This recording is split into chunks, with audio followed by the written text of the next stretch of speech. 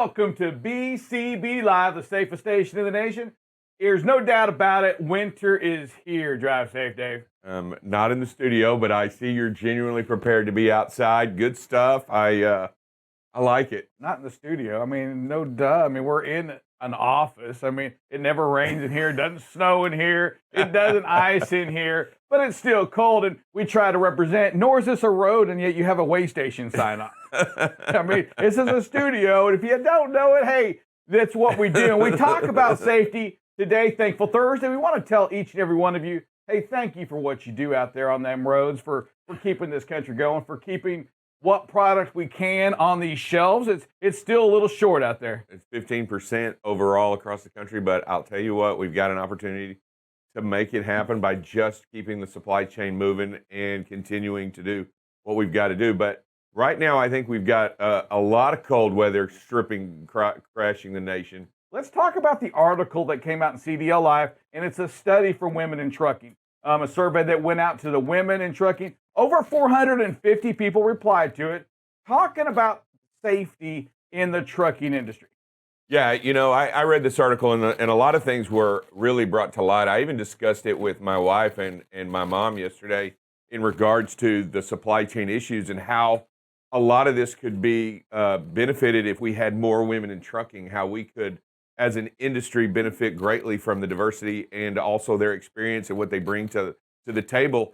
But in there, it genuinely developed some of their concerns for coming into the industry when it comes regards to their safety. Yeah, so and it's a concern. The women in trucking, they brought that out. They had a great article on it as well in the Women in Trucking. Hey, shout out to what you do for our industry. Hey, we love you, Women in Trucking. Great job. Keep it up. We are part of Women in Trucking as well. Drive safe day. But they bring up the issues, the concerns, not from potential drivers, but these are from current drivers. Right. And they're going over what they feel is safe. And Dave, when you read these things in our industry, it's something you can't say, oh, well, that's not, it's true, right? Because this is what they believe in here. Dave, we're going to go over this. The survey asked women to share locations where they felt most unsafe.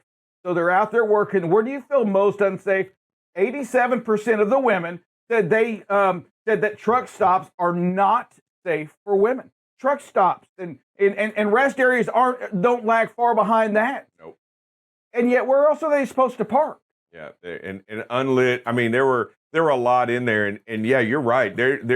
We've got to make people feel safer at these truck stops, right? We've got to make sure but everyone's safe at the truck stop. But when you talk directly about women, there was an article, there was something in there that really, to me, hit home, and I didn't even think about it until this article, and it was training. And how to have women feel safe during training and have same-sex trainers so that they can feel comfortable to ride long distances and to basically learn how to be a truck driver. It is something in the industry we're going to have to address, or it's not going to resolve itself. Yeah, women in trucking is also behind that, as well as they look to push that legislation through. To sit and spend hours and hours a day working that close together and dealing with another individual that you don't know very well, right? And then, Dave, it's a struggle for me, and I don't know how big this box is, but I feel the pain, I feel the struggle on what you're saying. It's true, right? And they're going hours, hundreds of miles, thousands of miles a day, perhaps, if they're doing team, together in this box. Dave, the survey's going in, it goes a little deeper too, and it talks about safety. The survey asked female drivers what steps they would take or do they take to make sure that they're safe out there on the road. Absolutely. 96% said they try to be very, very aware of their surroundings. Perfect. And it makes a lot of sense, right? I mean, you've got to look at, you got to see what you're dealing with, who you park next to, what action's going on, where you walking into. 77%, they try to stick to a well-lit area. Makes sense as well. 44% carry safety products like mace, for example. 26% are carrying firearms.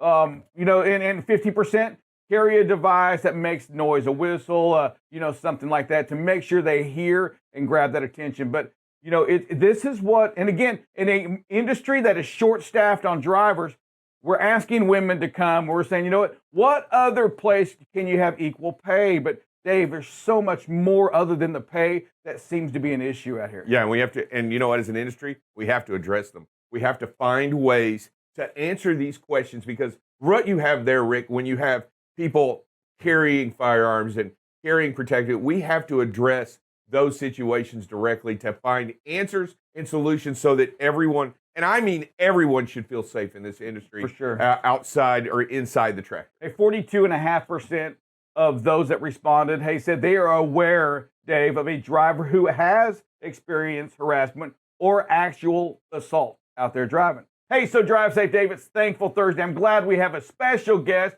and we're going to bring her in here, and it's none other than Drive Safe Kate. Hey,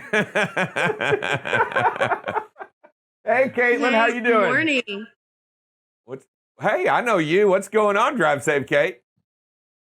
Oh, just drinking my coffee. I just made it this morning. Caitlin, tell us a little bit. Hey, tell us, and the many fans that Drive Safe Dave has. Hey, tell them a little bit about who you are and what you do before we get into the thankful part. Yes. So first off, my name's Kate. Actually, last name is now Heitch, no longer Dover. So that is a little bit of a typo, but that's okay. And my dad is Drive Safe Dave, David Dover. I actually work for FRITO LAY, and I am more on the sales side of the business, but I still work hand in hand with making deliveries, driving DOT regulated vehicles, not semis or anything, just pretty much 30-foot bulk box trucks is like the biggest one I'm legally able to drive. But regardless, I work with trucks and safety on and off the road on a daily basis. So I pretty much have a good understanding of, just how essential driving is, truck driving is, and making those deliveries and being safe, and just how essential, that person is behind the wheel. So, and plus my dad was a truck driver for many years. So I know how it is firsthand, personally. So I thought it was kind of neat, though, how Caitlin opened it up, really kind of distancing herself from you. I'm really not a Dover I'm no longer a Dover. I'm really not a Dover. I didn't know whether to be proud of her or be like, wow, I mean, come on. It is what it is, right? It is what it is, and good for her. She's happily married, and this year, or last year, happily married last year,